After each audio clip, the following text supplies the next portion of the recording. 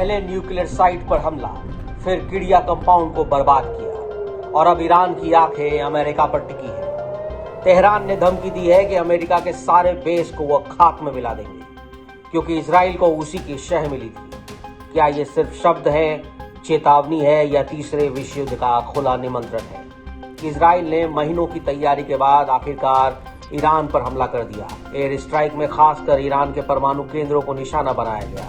Israel force का दावा है कि नातांज से लेकर इस्फहान में स्थित न्यूक्लियर सेंटर को टारगेट कर उन्हें बड़ा नुकसान पहुंचाया गया है।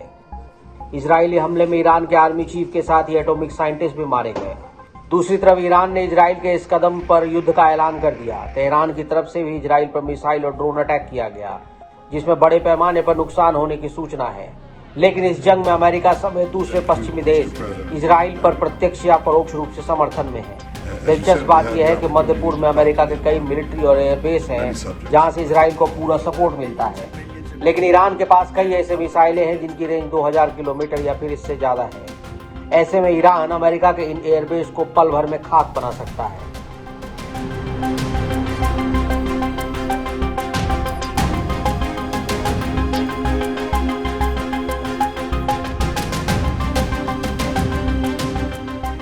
मिडिल ईस्ट में अमेरिका के 5 मिलिट्री, नेवल और एयरबेस हैं जिसे ईरान आसानी से निशाना बना सकता है। इसमें एक है कतर का अल अदीद एयरबेस। मध्य पूर्व में यह सबसे बड़ा अमेरिकी नौसैनिक अड्डा है, जिसे साल 1996 में स्थापित किया गया था। ये करीबन 60 एकड़ के क्षेत्र में फैला है और इस बेस में लगभग अमेरिका के 100 विमान और ड्रोन मौजूद हैं। इस बेस में अमेरिका के 10,000 सैनिक रहते हैं। यूएस सेंट्रल कमांड के लिए फॉरवर्ड हेडक्वार्टर के रूप में यह काम करता है। इराक, सीरिया और अफगानिस्तान में ऑपरेशन के दौरान इसी बेस का सेंट्रल कमांड की तरह इस्तेमाल किया गया था। अभी इसका इसी रूप में यूज किया जा रहा है। नेशनल सपोर्ट एक्टिविटी NSA जो बहरीन में है, ये अमेरिकी नौसैनिक अड्डा पूर्व ब्रिटिश नौसैनिक प्रतिष्ठान HMS जुफेरिर की साइट पर स्थित है। इस बेस में सैन्य और नागरिक कर्मचारियों सहित रक्षा विभाग के लगभग 9000 कर्मचारी हैं। ये यूएस नेवी के 5वें बेड़े का घर है, जो विमान टुकड़ी और रिमोट साइट्स को सुरक्षा प्रदान करता है। इसी तरह कुवैत में कैंप आरिफ जान है। कैंप आरिफ जान कुवैत शहर से लगभग 55 किलोमीटर दक्षिण पूर्व में स्थित है।